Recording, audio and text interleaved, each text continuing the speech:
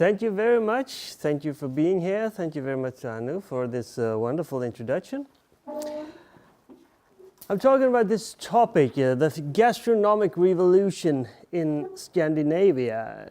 So, what do I mean by that? Well, I try to talk about it as a sort of a cultural process that has turned nations here close to the Arctic Circle from places where you had basically not only poor restaurant culture but also very problematic relationship with the indulgence through food and drink. But something has certainly happened during the last decades, and my aim is here today to try to give an introduction to this rather astonishing cultural revolution of the North. A starting point could be just to show you this picture. Bocuse d'Or is the most prestigious cooking event of all. The nations, they elect their top chefs, and then they are about to compete for bringing this gold trophy. Paul Bocuse is at the front. He's one of the most famous chefs in the world, one of the inventors of the Nouvelle Cuisine. Now he's retired, but still hosts this concert. Who's on the podium? Well, if we start from the left, from your side, this is Tommy Myllymäki, the Swedish chef. He finished second. In the middle is the winner, Rasmus Kofoed. He was from Denmark. And then on the right, it's the Norwegian chef. So only Scandinavian chefs at the podium. And the French chef finished fourth. 200 years of supremacy in the gastronomic world ceased this January day in 2011.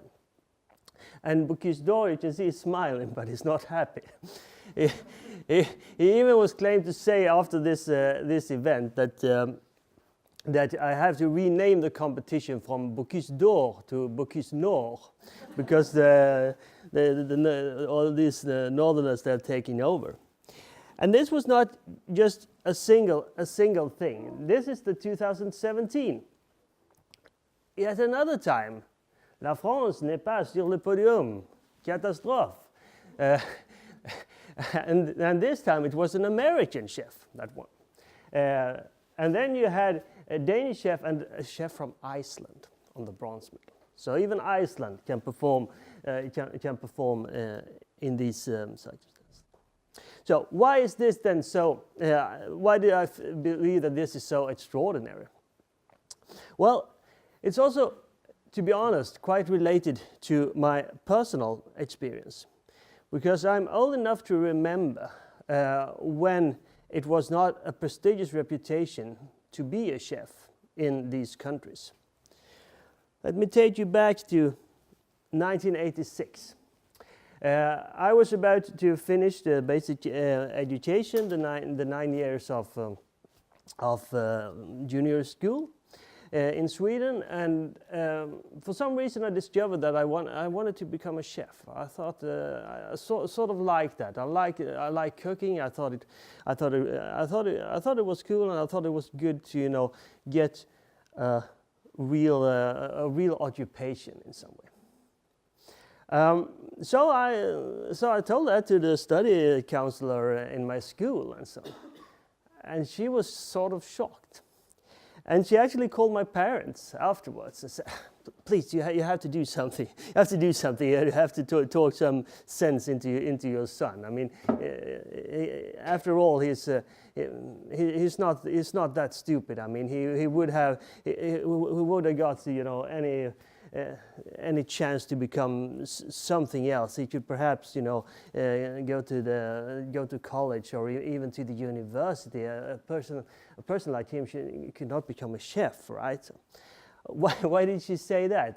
She probably hadn't been following up, because it started to become more a higher reputation at the time, but still an occupation with very low reputation.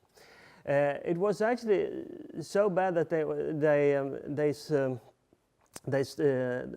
started one culinary school in Sweden with the only prerequisite to be able to enter it was that you have not passed one single course in the last year in school. That's the idea that working in the restaurant business, and especially working in the kitchen, that was something for the people that couldn't become anything else, more or less. I don't know if you saw the Muppet Show. They had this Swedish chef. It was a joke, back then at the time, a Swedish chef. What's intrigued me about this story, also from a personal level, was that when I worked in restaurants for basically a little bit more than 10 years. I quit at just around the millennium shift, and then I started to study part-time at the university during the last years, and I was granted a PhD student position. And then in 2005, when I graduated and I had become a doctor in European ethnology, I thought that was pretty cool class journey and so on, from the kitchen peeling potatoes and then have this fine academic degree. But I also realized that when I was sitting on parties and so on at that time, and talking to some people sitting next to me, that was nothing special. And I mean, what's ethnology? They couldn't really understand what that is. Something with culture, okay, so what? And anyone had some sort of academic degree these days. But but if I accidentally mentioned that I used to be a chef and was worked in some nice restaurants, then they, eyes were starting, sparkling, and they started to ask me all these kinds of questions. Okay, so what's your favorite food and what you do? And everyone, they were, cooking themselves, really advanced cooking, actually. And then after a while, then came the question, but why did you quit? You had the occupation that I've always been dreaming of, more or less. And this was not just 1 or 2 persons. There was even a sort of survey at that time among the CEOs of the Swedish industry. The top 10 CEOs, like Volvo, Ericsson, that kind of guys, and one of the questions they got was that if you had not become a CEO of this great multinational company, what would you have liked to become? 8 out of 10 answered chef. This was 2005. 8 out of 10 of the CEOs of the main companies.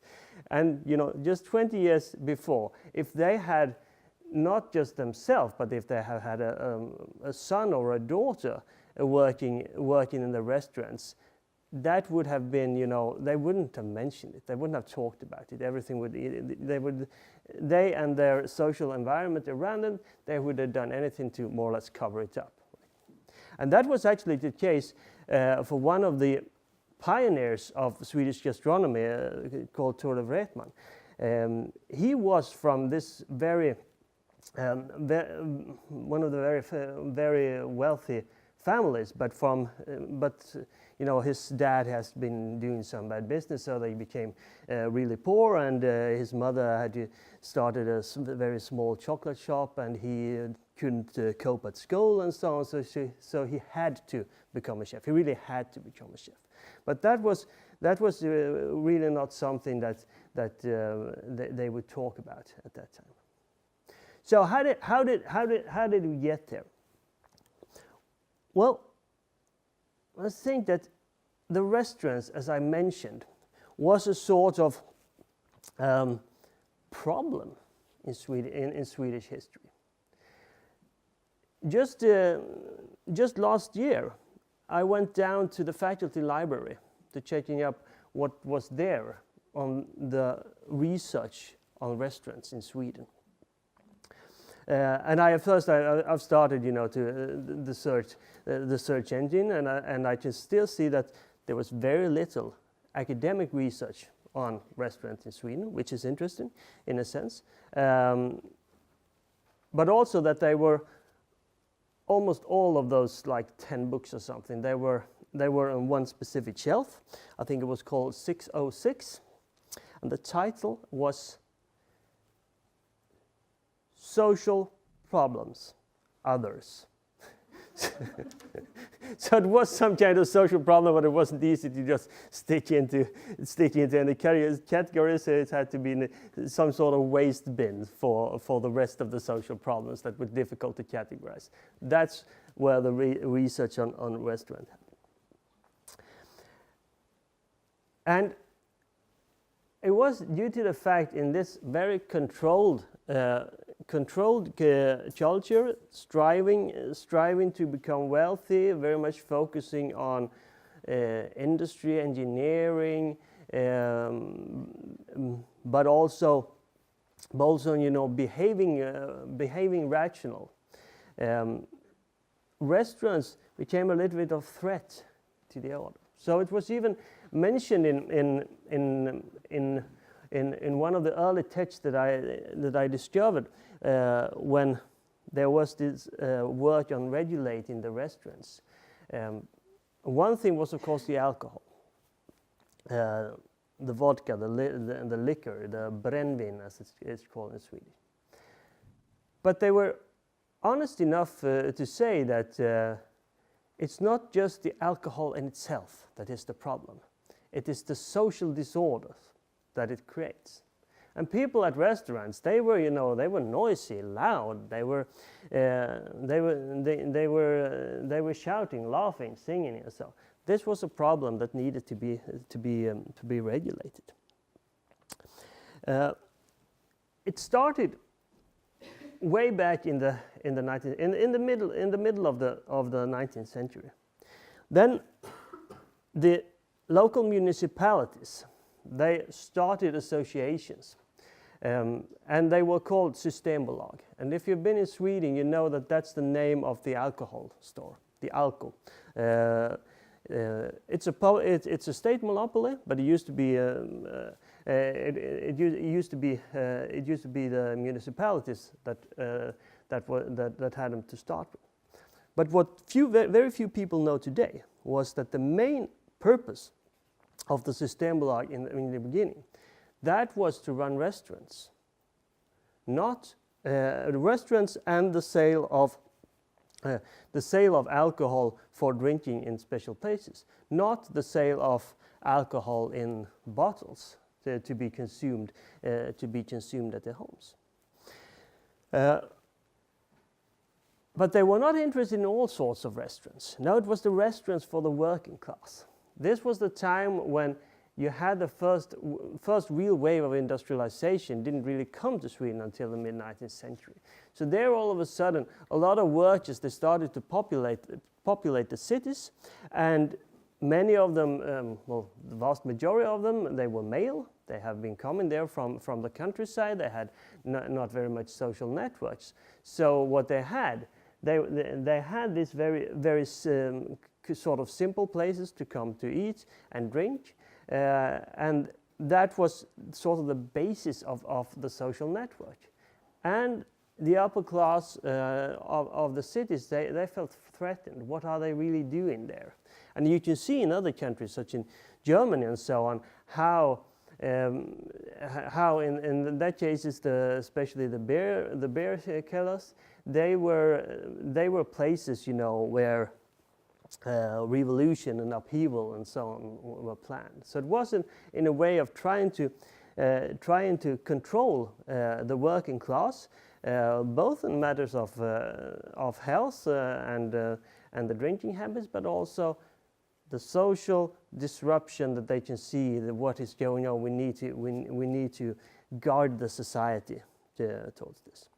And you can see here that they have this really simple tables and so on. They are even sitting with the clothes on. So that signalized actually two things. So one is that they were not heated, so you were cold in there. But also that you didn't spend very much long time in there. You came in there, you had a few drinks, and then you went out. There were even specialized places where you had, a big almost like a samovar or something, with the vodka on the counter. And then you just, you took your glasses and so on, and then they, just 1, 2, 3, okay, and then you paid, and then you left. That was banned. That was banned somewhere around 1911, I think. A little bit, and that's where they went, before they went to work in the mornings, like 7 o'clock, and so they opened up to get a few shots. A little bit like, like Italian coffee shops or something, where the men, they go to the Vespa and they pop in and they have a cup of coffee and then they go to work, right? The difference was it's coffee, and that was vodka. So there was some difference, but also some similarities. In 1922, there was a referendum in Sweden, a referendum about prohibition. It turned out that there was actually never a total prohibition in Sweden, like in the US or even in Finland. But it was a very tight race. It was, I think, 49.1% that said yes to total prohibition, and then 50.9% that said no to total prohibition. So, in order to make this work and to find a solution that anyone could live with, they decided to continue the rationing of alcohol that actually started during the First World War, for other reasons. So then you can get this book, the Moot book. And that you needed in order to buy alcohol at the liquor store.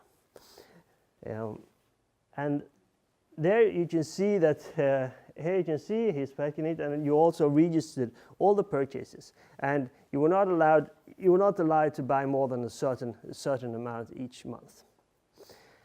If you wanted to consume more than that, you needed to go to the restaurants, right? And it was not a very high amount of alcohol. And the second thing is that you could only get this ratio book if you had a steady occupation, which rule out many of the poor people of the working class, because they have shorter works in the harbors and so on. So they had not a steady occupation. And secondly, it ruled out almost all women. And even if they had a steady occupation but were married, they only got one. And the idea was, say that, well, if we would give them to the women, then the men, they will drink their ratio too. So no, we'll have to keep them out. So it was only if you were single or a widow and you had a steady occupation, then you could get a ratio book as a woman, but not otherwise. So as you can imagine, this led to a sort of a restaurant culture that was not really promoting gastronomy at the high level. She was the most powerful woman. She was the cashier of liquor. She had to. She was the one in charge of pouring up the valuable drops of alcohol. Same thing in restaurants. You had certain ratios that you were allowed to consume. And as it happens many times when you have, ratios, it turned out that, well, you will not consume more than the ratio, but for some logic reason you don't want to consume less either, right? It's some kind of strange logic going on in here. So in a way, it was actually, I think, almost pushing the consumption of alcohol, because you wouldn't go there without having your fair share of your ratio. So that should be a very common order at the time. Would be 2 whites, 1 brown, La Paloma, and the check, please. Doesn't make any sense, right? You really have to know the cultural concepts of this. 2 whites and 1 brown. What was that? Well, that was the maximum ratio that you could get, and 2 whites, that were 2 glasses, 5 centiliter each, of white spirit, that would be brännvin, vodka, and 1 glass, also 5 centiliters of brown spirit, that will be some cheap brandy. So that was what the maximum ratio. If you ordered it after 3 o'clock, and if you were male. If during lunchtime and if you were women, you had a little bit less. I think it was 3.5 centiliters on each glass if you were a woman and during lunchtime. So very strict. You could also, if you went to a place where they served long drinks, then you can also order 1 or 2 long drinks. But the long drinks, they were not allowed to contain more than 2.5 centiliters of alcohol, and they needed to contain at least 22.5 centiliters of soda. So very much rigid. The idea was that if you keep the alcohol low, then people would stay sober longer. La Paloma, what was that? Well, that is the dove, in Spanish. It's the name of a very popular song at the time that the band in the restaurants could be playing, but it was also a nickname for the dish that you could order. The thing was that you were not allowed to just drink. You needed to have food, and you needed to have cooked food.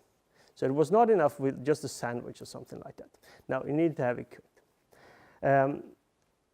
And since most people, or at least a lot of people, they were not really interested in the food. They had this really horrifying dishes. One thing was that they were called restriction peas. And that was basically you just opened a can of peas and you heated it up and and you bought it that way because it was very cheap.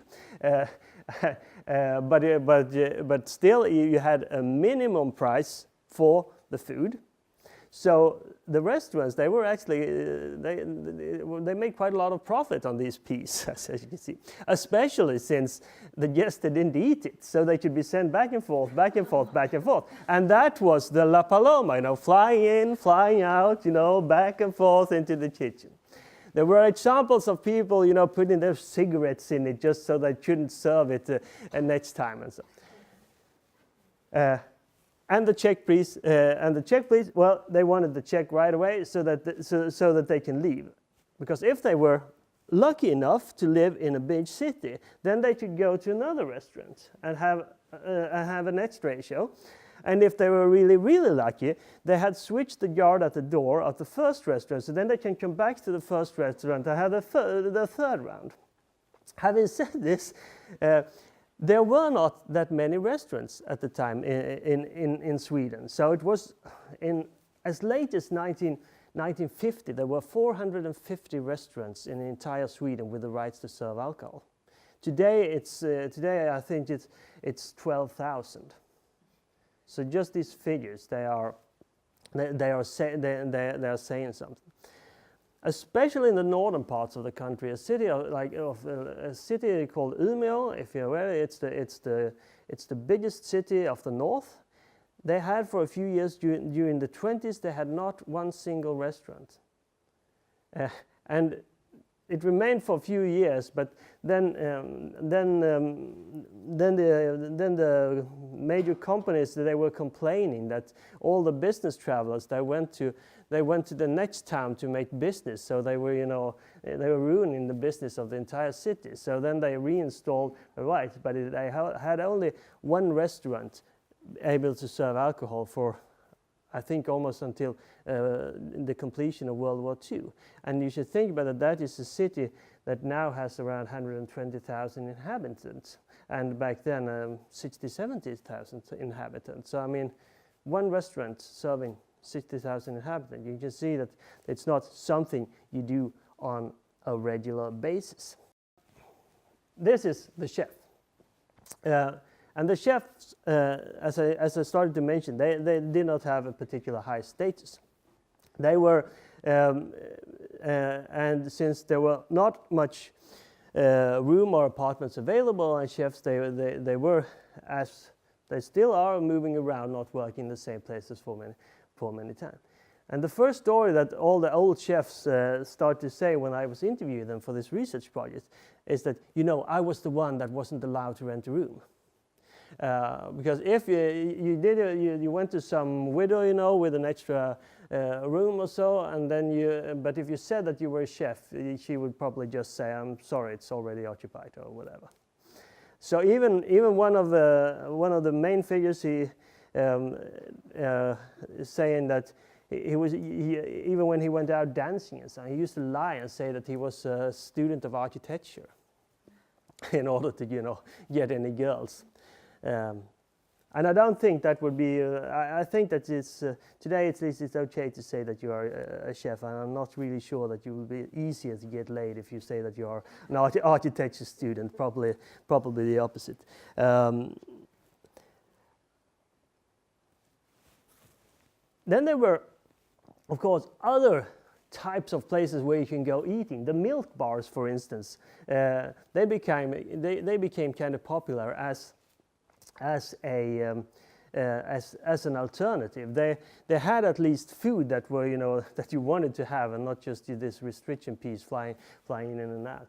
You also had this also had the city hotels, but they were kind of standardized. You had another version, especially from the 40s and on, these very functional restaurants, which were created as an alternative. Well, how did all this happen? I mean, the interesting thing is that you had this mix of where different political movements and political parties actually agreed about the alcohol policies. And they still do to some great extent. You may imagine that there will be a huge difference between, say, the liberals and the conservatives and the socialists on seeing on how you should deal with alcohol. You could imagine that the liberals, they thought that everything should be free, and you can imagine that the socialists would, you know, argue against this actual discrimination against the working class, because it was basically only the restaurants of the working class until 1922 that was so heavily regulated. But no, because there was the liberal movement in Sweden was very much connected to the temperance movement. So it was basically the political movement more or less emerged out of the temperance movement for a sober society. And within the socialist movement, the labor movement, there was a very strong tendency of saying that if we should actually be able to rule this society, we need to start with ourselves. We need to control ourselves. We need to behave. We need to behave to save, you know, to build this up. We have no time or the resources. We will just, you know, fall down into the gutter again if we are drinking. So a very large part of the main of the most prominent politician within the social democratic movement and even the small communist party, they were organized in different sort of temperance associations. So there were a lot of other things that they argued about, but the alcohol policies and the view on the restaurants as a problem rather than as a resource for society or something that you could encourage for people to having fun, they totally agreed about it. So perhaps the idea of a culinary disaster zone, as it was called in the Washington Post a few years ago, with the sign "Culinary Disaster Zone, no more." Okay, so it was not. And there were a few exceptions, definitely, in Sweden. I will show just a few pictures later on. But as you can see, with all these policies, there were few restaurants, and many of them, they were just there for basically for serving alcohol, and the food was of poor quality. This had the political background, but of course also this lack of traditions of public eating outside the small urban bourgeoisie. It led to a very limited market. A lot of the restaurants, if we call all places, serving food as restaurants, which is a simplification, but let's not get into that now. There used to be very many in the 18th century, for instance, also in the countryside. Wherever you lived in this remote area, you could walk, and there was someone having it. But that was also controlled during the 19th century, and most of them were gone when we came into the 20th century. This was the person I was talking about, Tore Wretman. He was kind of the first accepted chef in Sweden. He was, as I said, he came from a sort of not a wealthy family, but from a family with a high reputation. And he also, had the opportunity to go to the U.S. to work as a chef, and he took the last boat before the World War II started, and then he had to. Then he spent a few years, and then when he was supposed to come back, he couldn't come longer than to England. So then he worked at some great hotels in London until the end of the world. So he had at the time a very very good international experience on how it was to run a restaurant. And after the Second World War, things started gradually to change. The ratio book was abolished in 1955, and there was and Wretman started some of his famous restaurants. The first one in 1945, another famous one in the early 1950s, and then around 1960s started the Opera Cellar in Stockholm, which you still can visit. It's actually remained quite much of that, and that was for decades the main best restaurant in Sweden. But he was important also because he had this network. He became friends with one of the princes of the royal family and so on. They had met in London because he was also staying there during the war and so on. So he had this network. He was early on in radio as a radio chef, and even in the 50s, the first television chef.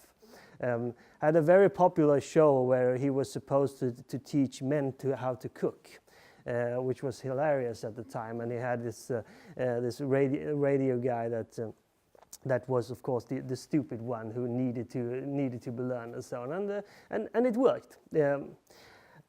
So he was part of the upgrading, but he was also he was also actually the first person that believed that you need to educate the chefs. The first cooking school in Sweden started in 1947. 1947. Before that, there hadn't been really a cooking school for chefs, which also meant that in the really good restaurants, even all through in the 50s, you had to speak German in the kitchen, because they were basically recruiting the top chefs at the from Germany, Switzerland, Austria. But he was initiated some of the education, and he gave a lot of confidence to the next generation, and they were the one that started the first phase of the revolution. Just show you some statistics also. I mean, if you want to look at the overall societal reasons behind this upgrading, you see that food has become so much cheaper, right? Back in 1985, an average Swedish household spent almost 25% of the income on food that you consumed at home. Nowadays, it's around 12-13%. So just half of the amount of the income that you spend on food.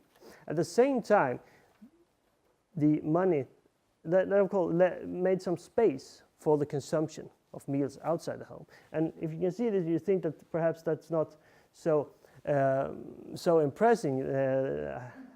But if you if you on top of that add that, of course, relatively the prices of the meals cooked outside home, they have also decreased during the period because the food as such became cheaper also for the restaurants to buy,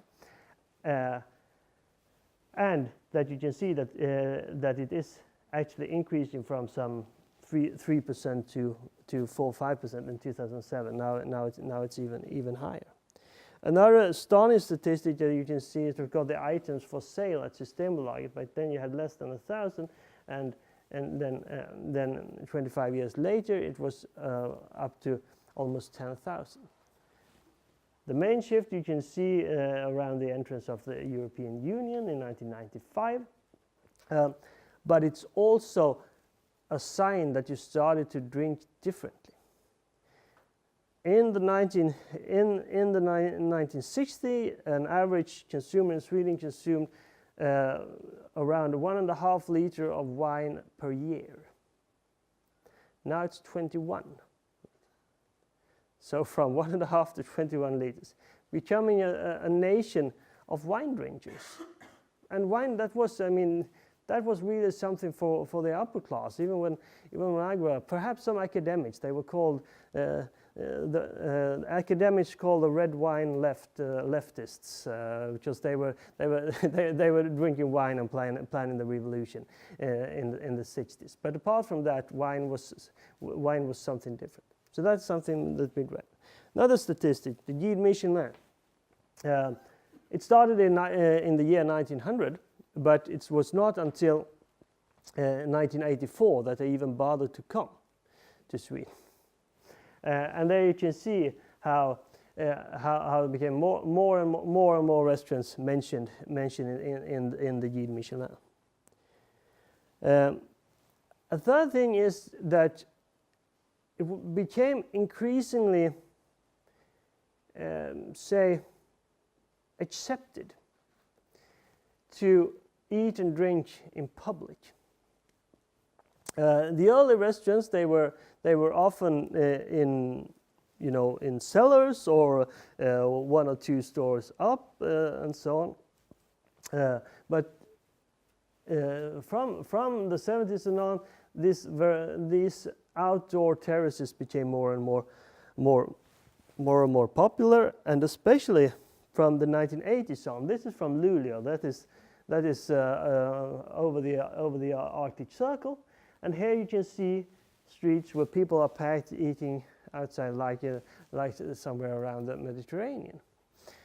The thing is that like in Tartu, during the summers in the restaurant. We were sitting out there. The thing is that it was not until 1985 that the first municipalities thought that we need some sort of regulations for this, because they have been basically prohibited, but they discovered also that there were no real legislation, because it's been more or less unthinkable to sit and drink outdoors. So it had to be regulated, but still it was accepted. Another example of how things started to happen and happen really quick. I mentioned this that the first culinary school started in 1947. Then it soon became part of the upper secondary school, the one that I went on for instance. But as early as 1990, all of a sudden it entered the university level, and they will launch the Gastronoomiarevolutsiooni. So you can actually go as a student on culinary arts and science at traditional university, and they were supposedly the first ones in the world to do that. So and here you have the culinary arts and science campus in Grythyttan, which is basically in the middle of nowhere, and Umeå up north, this coastal town where, as I mentioned, they were without a restaurant, even not a single restaurant in the 1920s, and now they host a university program of restaurants and culinary arts.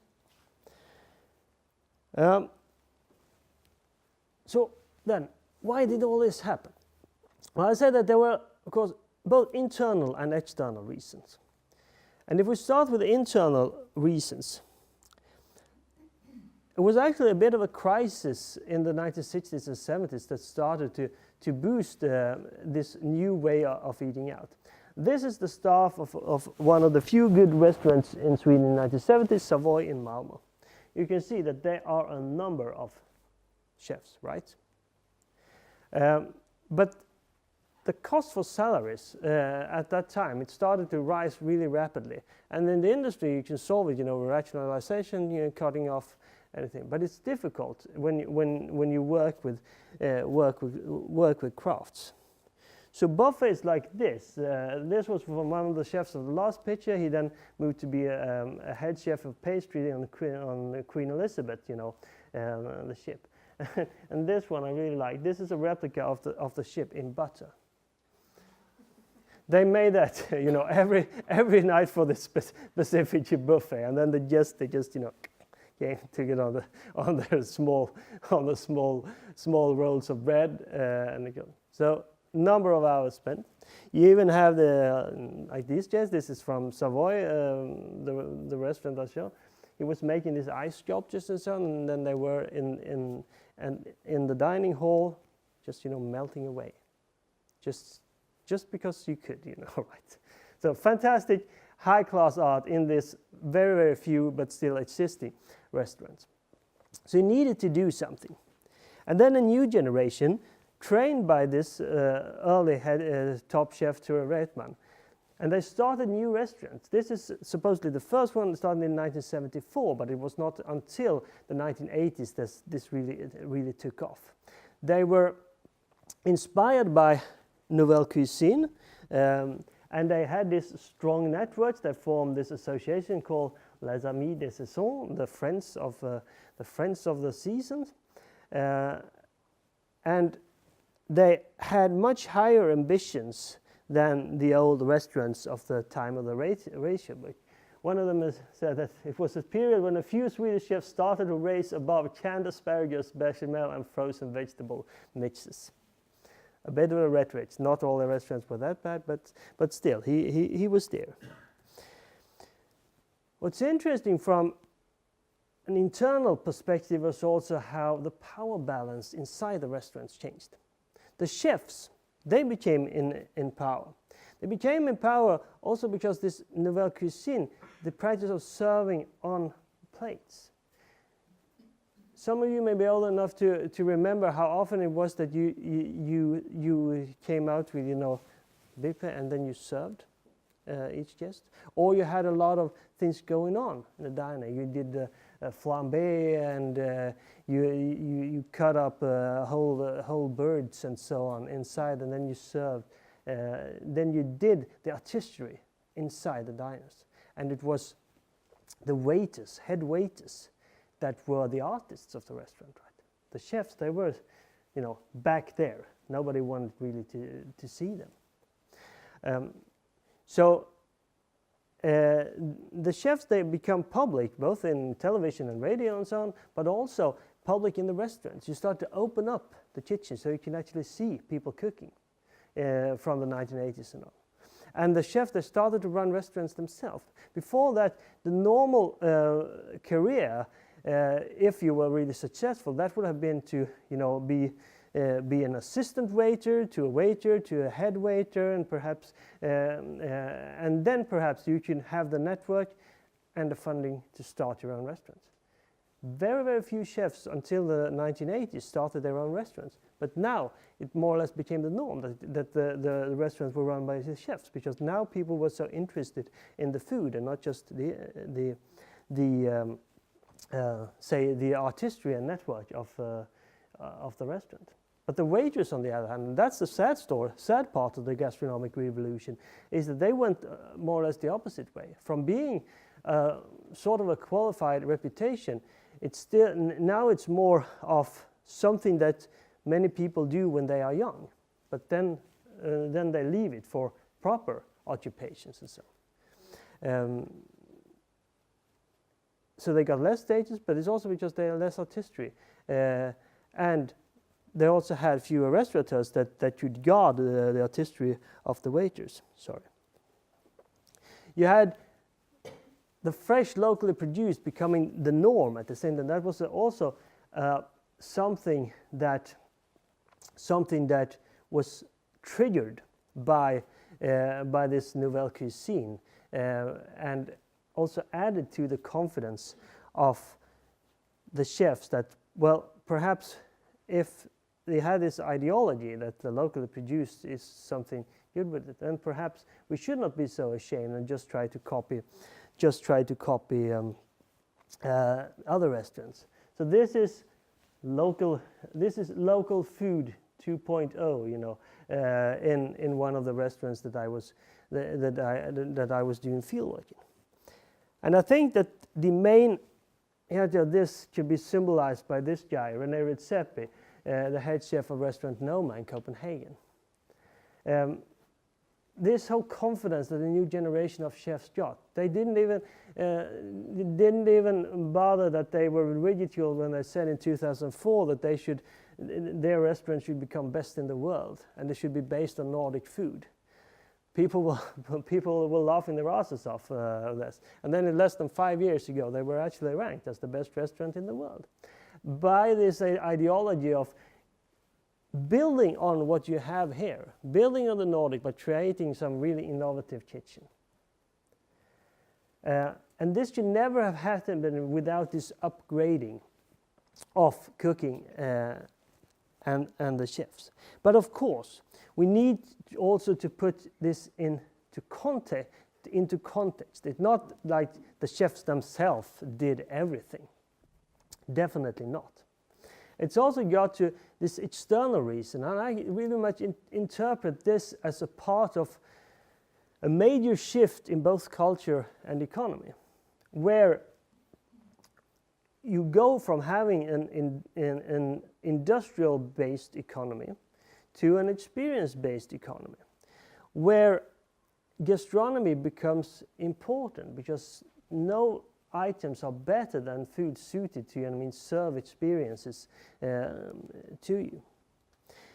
And you also got a sort of a new ideology that comes with this new rationality of the economy. It's not to save and save and save and save to a future that is also able to foresee.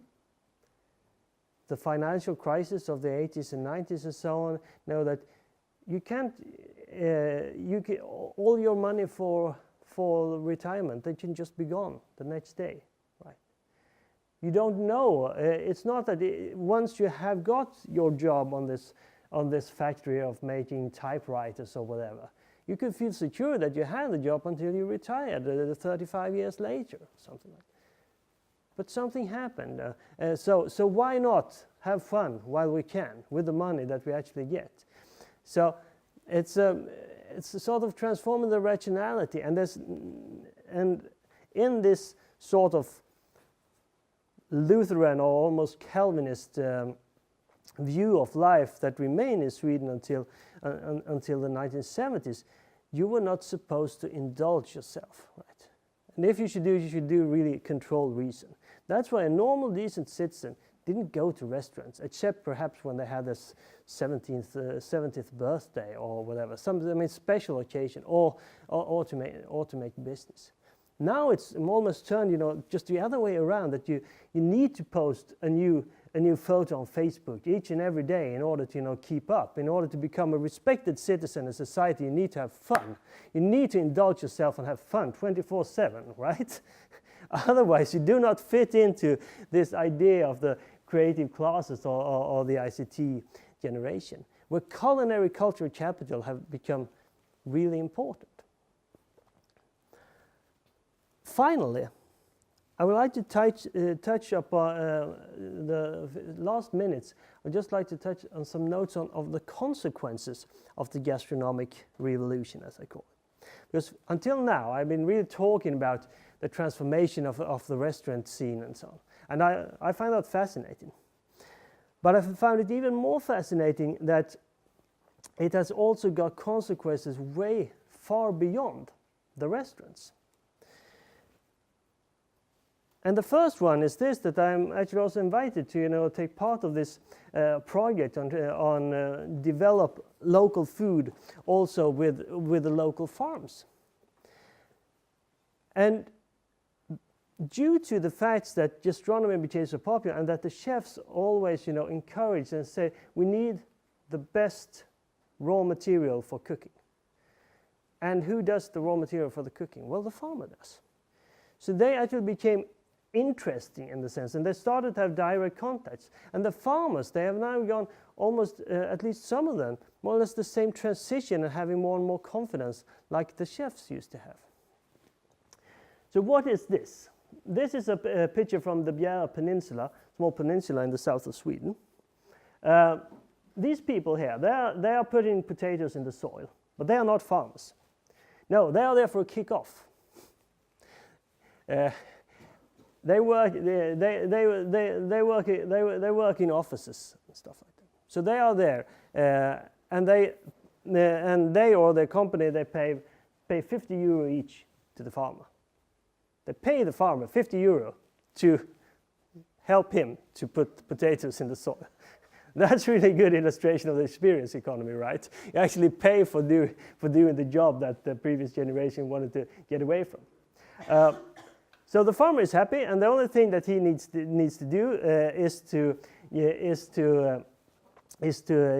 give them a cup of coffee, where he puts a few drops of the vodka made on fresh potatoes, the first one in the world, called Carlson's Gold, right? And telling these people about how potatoes grow and what you can make out of them. You also have this kind of new diversity, new crops. This is a vineyard, a small vineyard, it's a little bit big. But in my region, we have more than 30 vineyards at the time, and some of them they are not that small. They have at least 10,000, some up to 20, and 20, and the biggest one actually even 30,000 vines. Go out in the forest and they pick all the different herbs and so on, wild herbs, and then they sell it to the restaurants. And in my region, they basically take the car over the bridge to Copenhagen, because that's where the really cool and fancy restaurants are. So then they sell it for like 300 euros a kilo or something like that. You also take sap from the birch trees. And take it to the restaurants, and they can pay for it. We also got this renewed interest for what you can call old animals, old breeds, right? This is a variety of pig, a local variety that was almost extincted in the 70s. I think there were only like 20 species left or something like that. Now it's really popular because the meat and so on is so much better. It's just all this auras of authenticity and so on. So it's actually saved due to the gastronomic revolution. This is another small cow that also has been, repopulating the countryside. And since it's unique, something special, something else than what the industrial food system brought it, and that's what the consumer wants. So then you as a farmer, you can actually make a living on these cows, once again, with the milk and the meat and so on. It's not that you are now, of course, not super wealthy, and there are still a lot of farmers that has to close down. But the ones that have, transformed themselves into being suppliers to a local wholesaler, selling their crops on the world market for almost nothing. If you can transform from that to go for this authentic experience, you can at least survive. And some of them can not become wealthy, but survive and at least have a decent life and actually retire sometimes before they turn 85, right? And the final thing I want to point at is how the domestic cooking has been changed in the aftermath of the gastronomic revolution, and I have an ongoing project about that at the time. So what has happened is, first of all, that cooking has become something that the combination of higher income, the combination of food catering and everything, and also this whole idea that cooking is something that you can do for self-fulfillment, for expressing yourself, has turned cooking into something that is not merely a necessity, but can also become a hobby. And it is, if I go back to where I started with these people who was asking me, why do you quit as a chef? Cooking is the best thing ever you can do. And who thinks that? Well, the majority of those people, they are men. And people used to think that, okay, but this is just something you do as a hobby, and you do it in younger years and so, and then the kids come and so on, and then the women have to take over and do all the basic stuff. But it's not true. It simply is not true. The last main surveys, and there are some big ones, they can see that more than a third of all domestic meals in Sweden is now cooked by a man. And then some 12% or something is cooked jointly by a man and a woman, and the rest 50% is cooked by a woman. So still majority, but it's changing. And in the younger cohorts, the men are even starting to be in the majority doing the domestic cooking. So the children now go into kindergarten and stuff like that in Sweden. They're perhaps the first generation in world history where it's not self-evident that it's mom doing the cooking. And this is really a cultural revolution. And I'm actually surprised that so few feminist scholars have been taking up on this. It's almost like it can't really be true. There must be something wrong with it. They are fooling us in one way or the other. But I don't think that. I think something here is transforming the way in how we look at gender and housing and so. You can of course see it here in the new design, the new utensils. I was visiting the National Museum yesterday, and I just had this idea that you could put gender on the knives, because you can very often see if it's a man or a woman that had bought the knives in the kitchen, right? So the knives are certainly not gender neutral. And what is this? This must be a restaurant interior, right? No, it's IKEA. It's the IKEA kitchen furniture thing. So you want to transform this whole idea of the restaurant logic into the homes, and that I think also do something perhaps with the food. And that is perhaps the least attractive part of this gastronomic revolution, because chefs at restaurants, they normally do not think much about food and health and stuff, and have a large priority to meat, for instance, still. And if you learn just those rationalities of cooking, and you can see that I think that's at least to some extent this massive increase of meat eating that you can see in the Western societies, that could be partly related actually to this restaurantization or whatever of food. So this guy, he started out as doing this for hobby and so on, serving his male friends and getting a female partner based on his skills on cooking, but now he's a father, and all of a sudden he's in charge of cooking because he's the one that knows it. But the women in Sweden, on the other hand, they have for 2 or 3 generations they have not had any positive images of cooking. So many of them, they're just happy to leave all the responsibilities to the men. They can do other things that they think are more attractive. So what would happen when he then, as we know, we learn our children the socialization of cooking. So what would happen when cooking goes from mothering? That's it's sort of theoretical concept. We have been mothering our children by cooking. But now, he and others, like myself, we are fathering by cooking. What does that do to our thinking and our perception of homes, gender, children, upbringing. I think that is a fascinating consequence of the gastronomic revolution. And if you happen to read Swedish, you can read this one. Unfortunately, I haven't been able to translate it, but I'm here and I can talk to you. So now it's time to move on to the second part of this more interactive session. Thank you.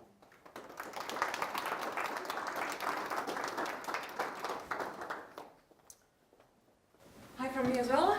My name is Aine, and as was introduced before, I'm at this point an urban planner with geography and sociology background, and I'm very glad to be here to be discussing this very interesting topic of Northern cuisine. And from my point of view, I have very many questions and not so many answers. So I think our discussion could be more not us passing the ball, but if anybody has a comment or a question as well, you can just butt in and we'll go from there. Hakan's main focus was the history. How did the Nordic cuisine come about? And from my point of view, I'd say the main issue for me is like, where are we now in Estonia? What can we learn? And where are we going with this? I think there are many parallels. Like when you think about the timeline, it has literally taken 40 years for the Nordic cuisine to develop from the establishment that it is important, that we need to deal with it, and it was coming along with the societal change as well. So before we delve into that, I think we might just, for the introduction, just define a bit. Like academics like to define what are we talking about. So how do you define, or how do you describe Nordic cuisine as its relationship towards the raw materials? What is used? How is the methods used? Like, are they more towards the French cuisine, or are they mixing up? How open or how conservative are they? Yeah. Well, I mean, it depends. It depends on the restaurants and so on. What I think is that everyone agrees that you should. I mean, if you want to have a Nordic cuisine, you should go with the Nordic, the raw material, the food supply should be Nordic, and I think that most chefs and restaurants, they're working with that more or less quite constantly. They agree upon that, even though they are. I mean, if you look at the actual, if you open up the drawers and so on, they are still cheating a bit in many restaurants. But they agree upon that. When it comes to practices of cooking and so on, I think this is a more tricky thing. Some of them, especially in Denmark, they are really trying to reinvent and use all this, what we can call Nordic techniques, or at least, I mean, techniques for preservation, fermentation, smoking, drying, salting, and so on. While others, they are still very much in favor of this molecular gastronomy that was the other main focus of the 1990s. So playing with, textures and foaming things and so on.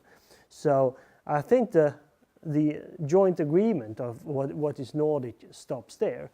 And the third thing is this very problematic relation with history, because I mean you created this aura about the chef being very, very innovative. Some of the more intellectual ones they have actually seen, like the one in Nomas, and they have seen that you can actually become more creative by knowing of the tradition and build upon tradition to become innovative. But still, many of the chefs, they're just, I don't want to cook like they did in the past. I want to do something new, right? Mm-hmm. So and then because it takes work, to get the knowledge of traditions. So they just, leave it and just, be more and more just do experiments. Mm-hmm. But normally based on the food supply from the locality, or at least from the Nordic. So at this point we put together all the Nordic countries, but can you maybe draw on the differences in between the countries? Is somebody going one way, the other is going the other way, how they conceptualize, or no matter cook accordingly?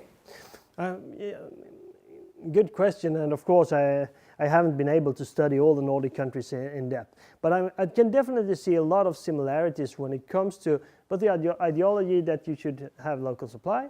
Some of the aesthetics are really the same. Trying to, be inspired by Nordic nature on the plate. Also trying to be very, say, pure tastes, sourness and not, over spicy and so on. Just let the raw material, talk for itself. So there I can definitely see anywhere from Estonia to Iceland and all the countries in between, a lot of similarities. I think the biggest difference is perhaps how serious you actually take in this new Nordic manifestos, and especially this ideas of connecting to tradition. And there I think that the top restaurants in Denmark have a much more thought over approach to it than in the other countries. But do you personally think that it is important to go in depth with that tradition? Because we met before during lunch and dinner, and we were getting into the question of our heritage, our identity. If we base our Estonian or new Estonian cuisine on history, we have to know who we are. Basically, we have to define who we are. Because we have a bit of a troubled, I think, relationship with our past. The Soviet period, also the Baltic German period, where we mostly defined ourselves as peasants. So where are we moving now? Are we still the peasants? Or do we take advantage of having this Baltic German history or not? Or where do we go from here? How do we move in the murky waters? Yeah, a good question. And to be honest, I think there are some similarities between Sweden and Estonia, so that a lot of the national identity has been built of forgetting the past a little bit. I mean, being in the forefront of the development, being the most modern and developed countries in the world. So there is a sort of this vulgar understanding of history that we don't need it, because that's something we've left behind. Now we are, taking the next steps into the future.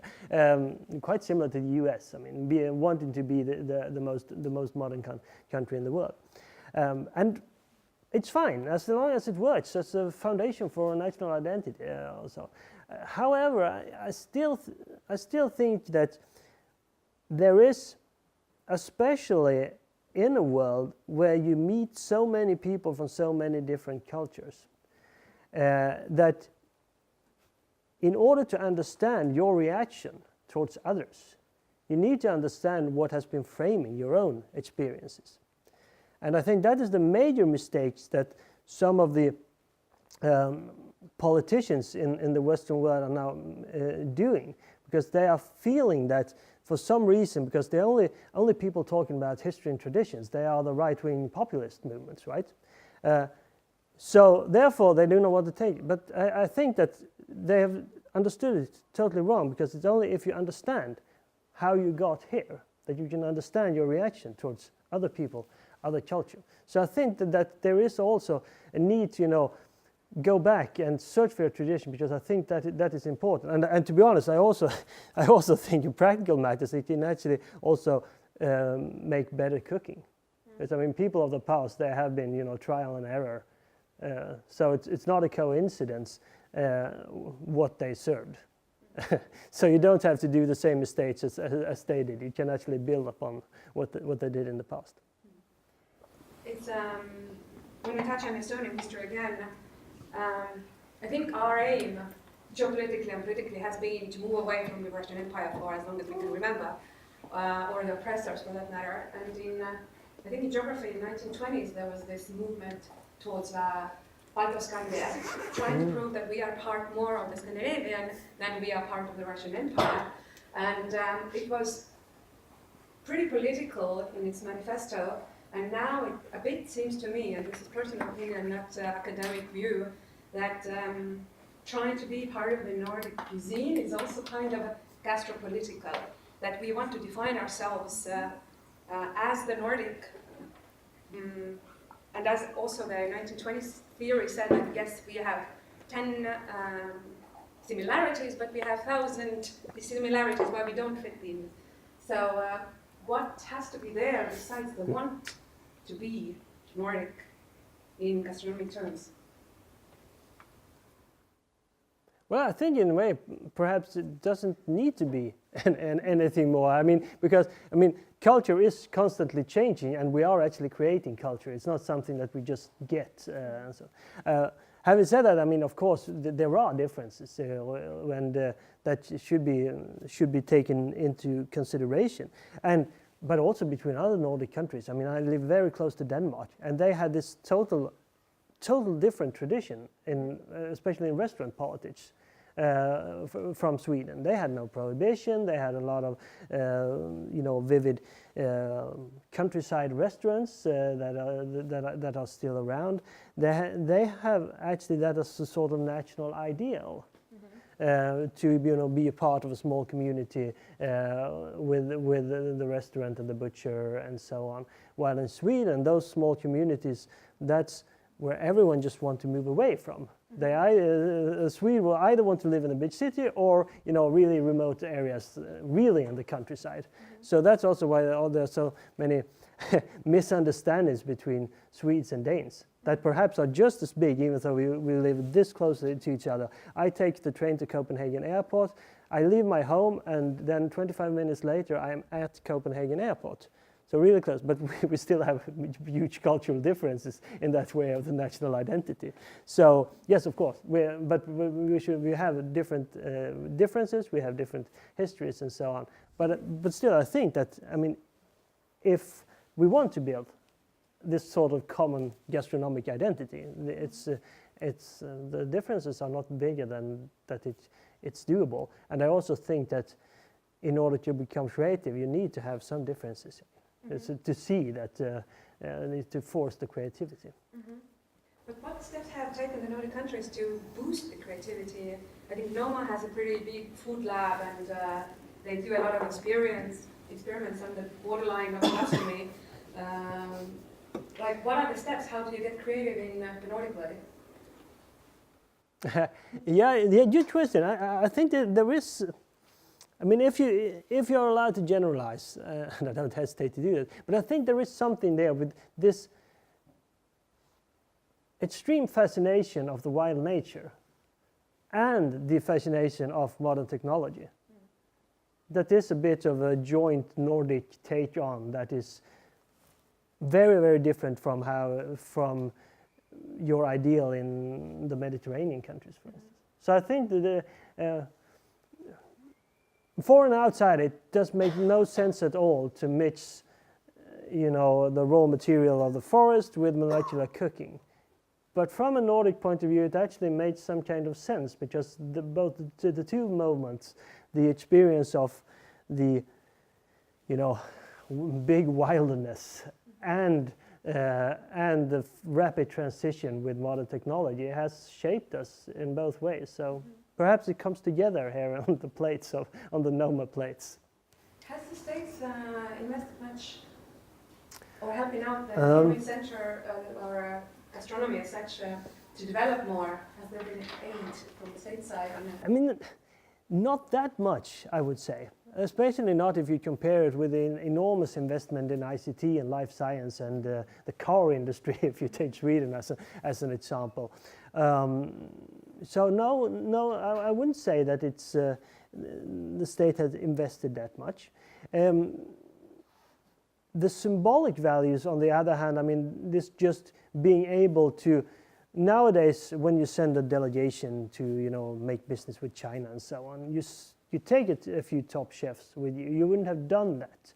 So the say cultural acceptance from the policy level is way much higher.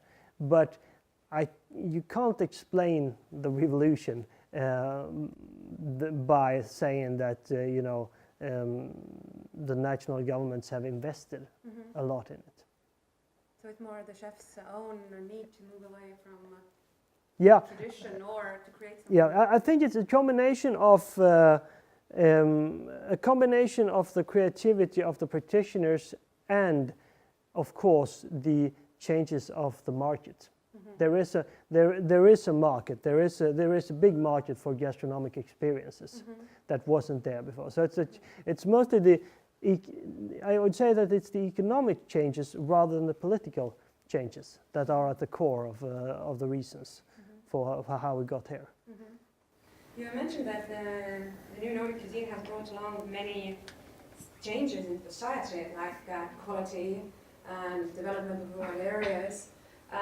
But at the same time, you mentioned that it has created inequality as well for, let's say, for the waiters, that it is not anymore like a decent job or a proud job to have. What would you say about?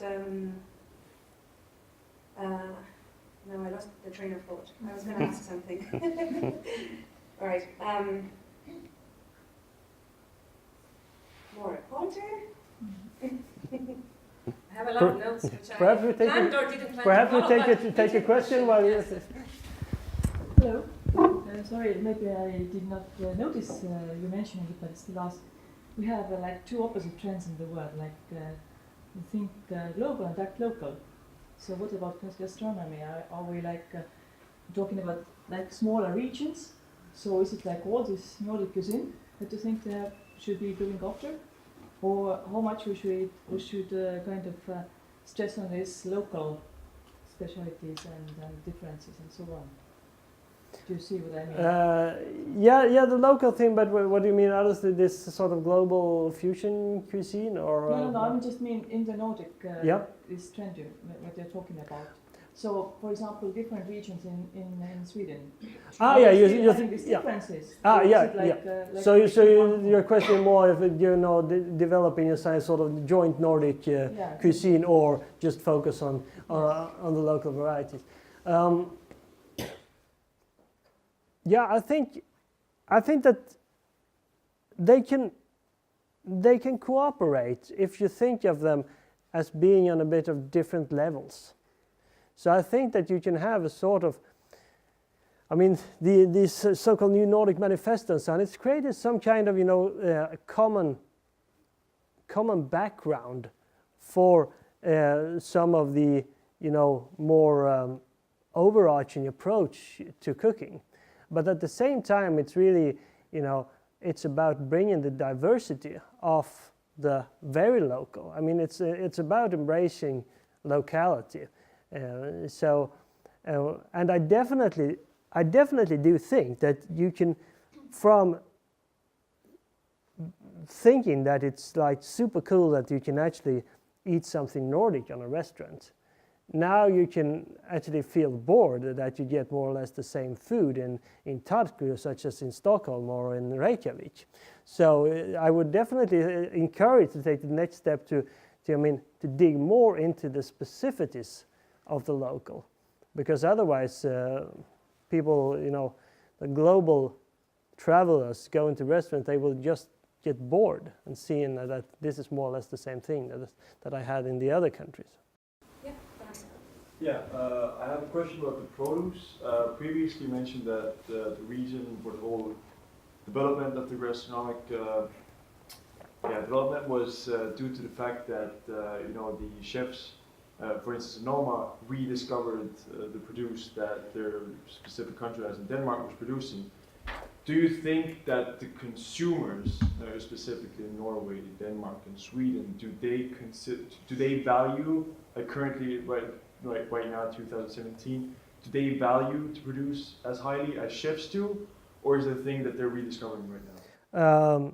They definitely do not value it in the same way as chefs, no.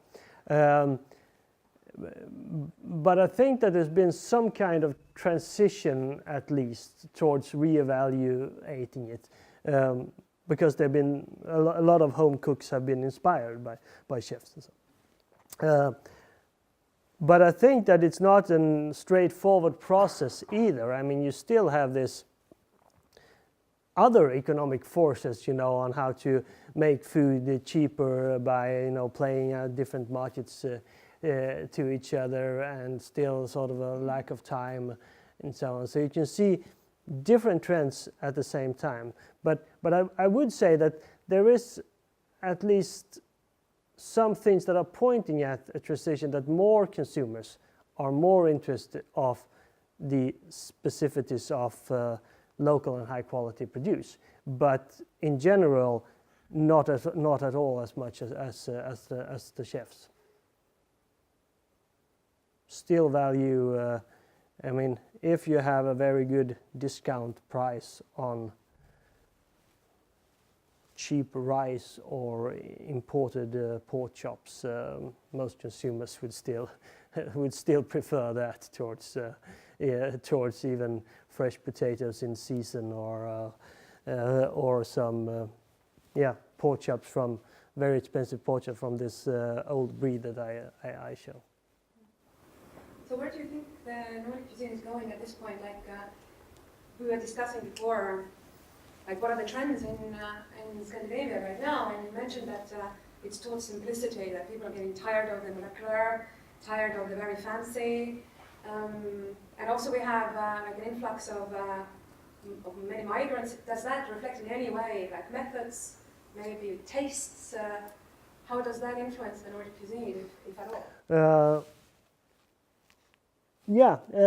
Good question. I think that actually even some of the chefs, they are starting to get tired of the Nordic. I mean, reducing complexity too much and so on, and bringing. So perhaps there is actually a trend of bringing new international influences back into the restaurant scene. There are also some interesting thing that can be seen. That I mean, the last 150 years of industrialization, it has led to a decrease of diversity, especially in what we have been farming. Mm-hmm. But before that, we have actually had a lot of more different crops and varieties and breeds and so on. And some of them, they are actually coming back, but through migrants. So, for instance, buckwheat and chickpeas and so on, they had been traditionally grown in some parts of Sweden, but not for the last 50 years. But then I had this fascinating story about a farmer of Skåne married a Japanese guy who always has been making buckwheat noodles. And then there was something, and she mentioned this, and then I think it was her grandfather saying, back in the 40s we had a lot of buckwheat here, and we were famous because we had the best buckwheat in Sweden. So okay, so why don't we do it? Well, you didn't get paid. So now they started to do buckwheat, and they have local produce of buckwheat noodles made by the woman who is doing the farmer, and her husband and his mother are doing the buckwheat noodles. So this sort of interesting hybrids that not always are just international influences, but actually is bringing more authenticity or tradition at the same time. Mm-hmm. And you've been to Estonia, I think, 3 times now. What do you think? You were yesterday visiting the local farm as well. What would our producers, what could our producers specialize on to kind of bring a new twist into the Estonian Nordic cuisine? Mm-hmm. I definitely think that there is something in dairy production. I mean, you have the whole country is is perfect for milk, and that is also. Because then you can also combine something that is, you bring energy from the soil, but there is a sort of Nordic, a little bit lost tradition of this, storage economy. Mm. That you're only eating the oldest stuff, right? If you had some morality, even if you were really wealthy, the wealthier you were, the older and more mold stuff you were eating. So the one with the biggest storage was winning. And cheeses are one of the one of the items that is winning so much on being kept for a long time. So I think I definitely think that cheese and dairy is one thing where you can make an impact, and it's also possible to export. Then I also think that you have seemingly a much more vivid tradition of actually going out to pick the richness of the nature, which basically has been lost in Sweden, especially for a market. I mean, you can go out and pick lingonberries and stuff for yourself, but apart from some regions of the north, you really do not do it. So it's difficult to buy it. So, and that should perhaps be a sort of niche, for exporting some interesting stuff there to the restaurants around the Baltic. Do we have any chefs in the audience? Any chefs in the audience? We have one chef. Maybe you could comment on when you work with Estonian produce, what do you miss? What do you think that there could be? Now there's a brief debate going. No. Hello. Nice to meet you. Nice to meet you. Actually, I think in our country, especially in Estonia, the biggest problem is the stability. It's even matter about what I'm talking. We depend on from the weather, everything, and this summer was colder than every other, and that means you have to work on every time, and you can't relax. It's good for me, actually, but from the other side, it's very difficult to have all the time same product. You never have the same meat, same taste. You never have even when you take from one and same farmer. I think it's the biggest problem in our country. But like I said, it's good too.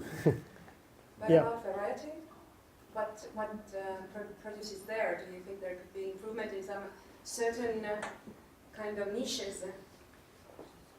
Oh, it's very difficult to answer because I think I'm so young and I have too much to learn. And that's pretty much my English can't look much.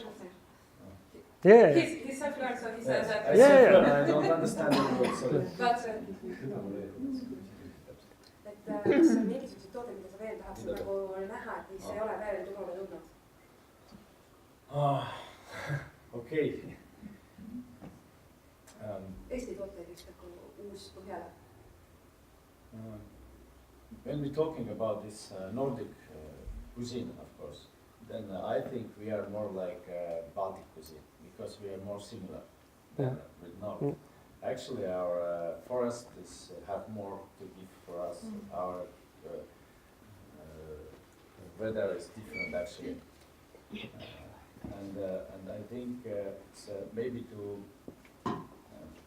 it's very difficult for farmers to growing up something special because its market is very little now. Yeah. That means he have to do many things, and that means his focus is not on the one thing.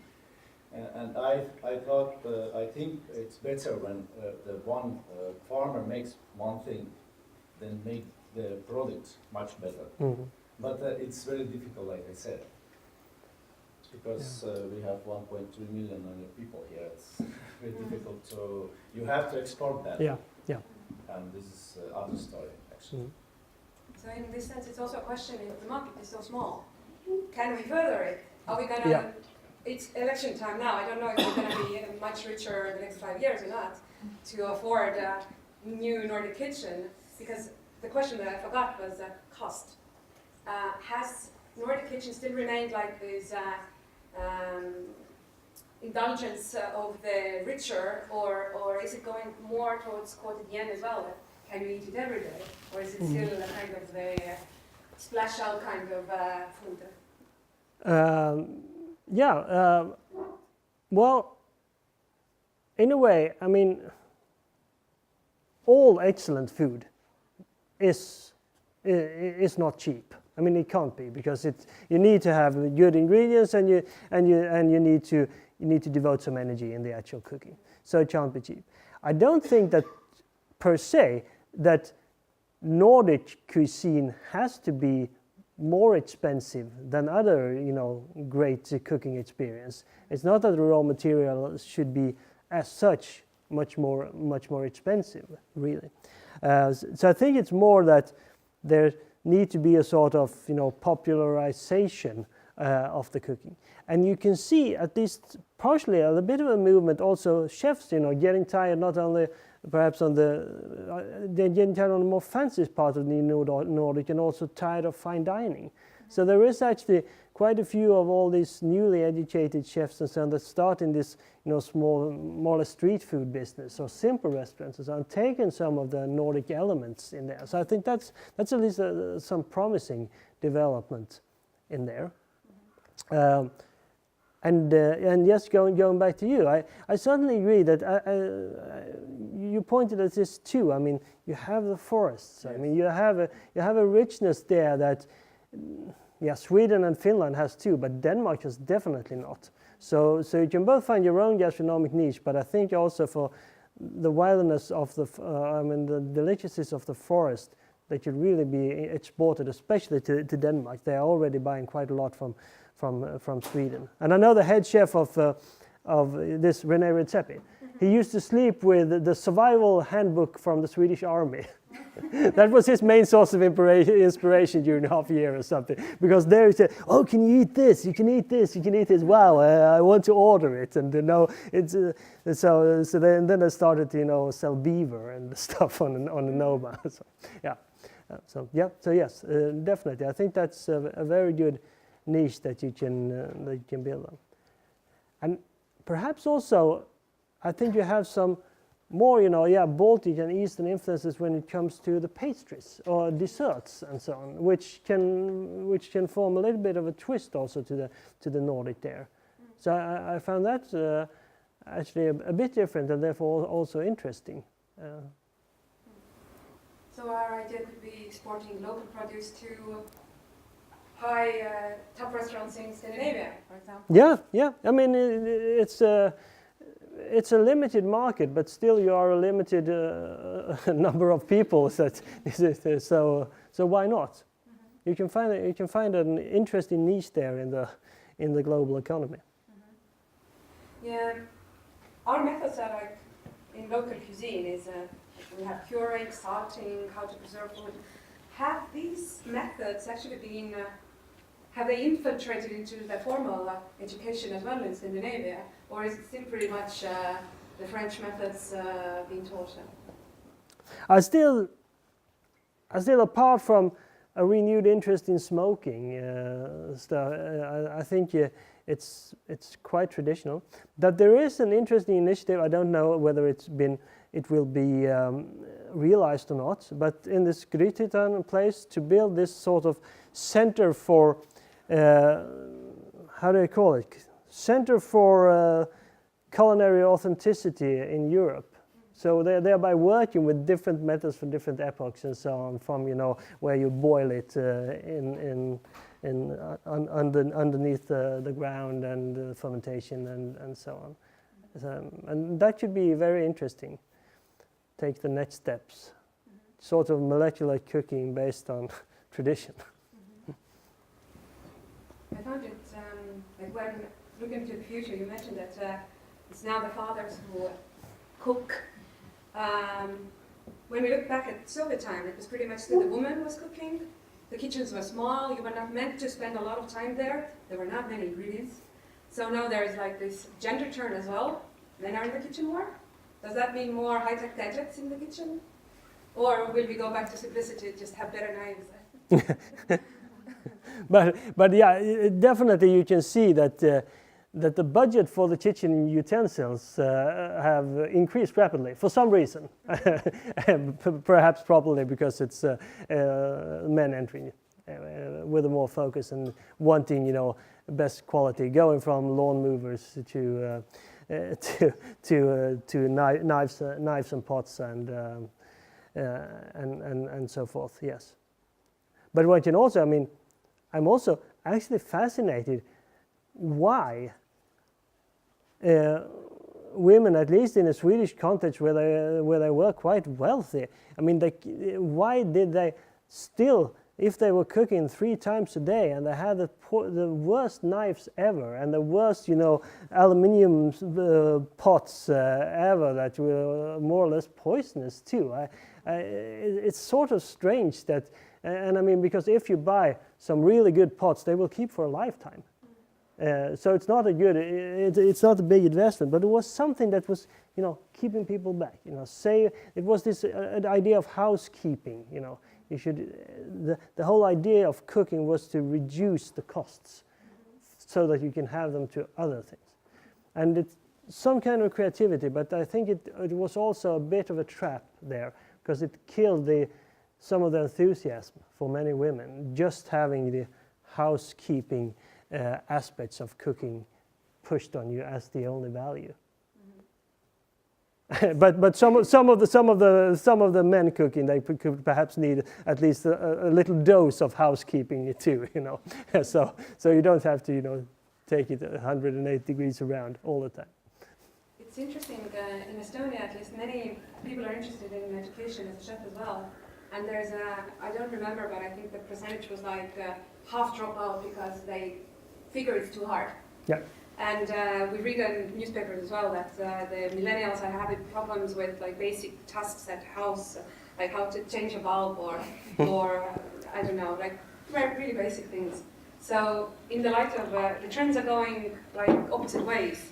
There's more interest in cuisine, more chefs, more equality, women and men cook. And then on the other hand, it's going the other way, that, it's more technology. It's more important to Instagram the food than cook it. And it's more important to picture it than taste it or feel it. Yeah. No, yeah, it's a good point. And yeah, I have nothing to add actually, just to see that there is not one single direction. There are some different trends that sometimes are interacting and sometimes are counteracting each other. Definitely right. And has the, Instagrammability influenced the Nordic kitchen as well? Because this is personally, I think that obviously the looks are important, but if the main emotion is the picture, are we moving too far from the taste?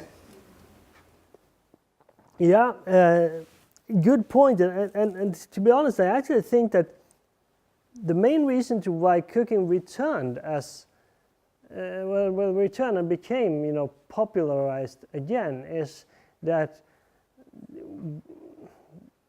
we in our normal life do not work with our hands anymore and do not have this bodily interaction that most of us had when we had other types of work. So I think it's kind of strange, because I think that was actually one of the main values that cooking brought back, that we should, we are interacting with all our senses and we were doing something with our hands and so on. And now it's with the Instagram, it's back again, and it's just something technical, just something for your eyes, and not for the entire body and the knowledge of the hand. So, but we'll see. We'll see. We'll see what happens. Are there any questions, maybe? Just a quick add-on for the last topic. Even though I don't Instagram my own food, I think it's a weird thing to do, but still, don't you think, like, when it comes to cuisine that's been developed, especially in like Finland, Sweden, and Estonia in the past, let's say, a couple hundred years, then it's never been a beautiful thing. Like, if you think about like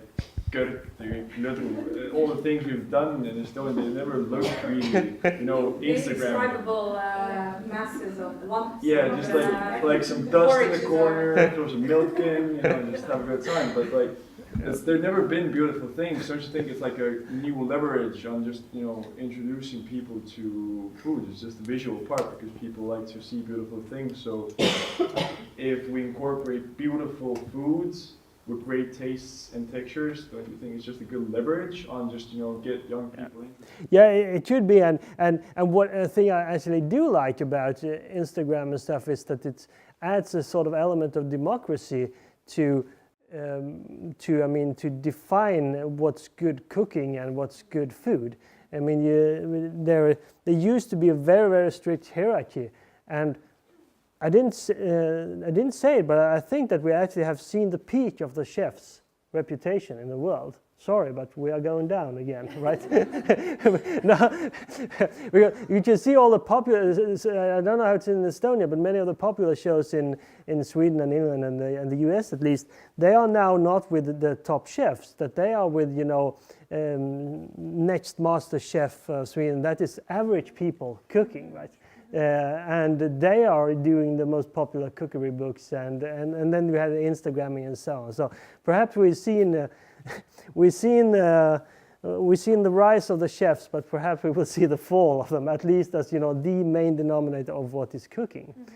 So let's see. Perhaps the gastronomic revolution ruled by the chefs was a historic parenthesis, but I think that cooking of high quality is definitely here to stay, at least for a few more decades.